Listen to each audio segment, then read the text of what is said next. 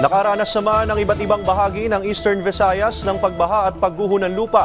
Dulot pa rin ng malakas na ulan ang dala ng bagyong Christine.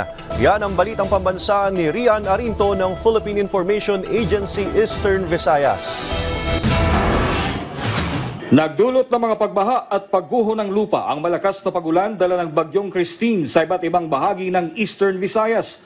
Bukod sa mga pagguho ng lupa sa Arteche, Hipapad, Las Navas, Rawis Road sa Hipapad, Eastern Samar, Matuginaw, Gandara Road at San Jorge, Samar, nagkaroon din ng mga pagbaha sa Palapag, Mapanas, Gamay, Lapinig Road, Dolores, Eastern Samar at sa Santa Margarita, Samar.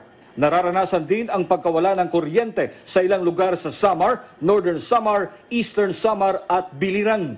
Samantala, patuloy ngayon ang search and rescue operation ng Western Leyte Coast Guard Station sa isang nawawalang may-ari ng isang sasakyang pandagat matapos na tumaob ang sinasakyan nitong bangka sa karagatan sa pagitan ng Ormoc City at Merida Leyte dulot ng masamang panahon. Ligtas naman ang dalawa nitong kasamahan. Ang tatlo ay mga residente ng Ormoc City.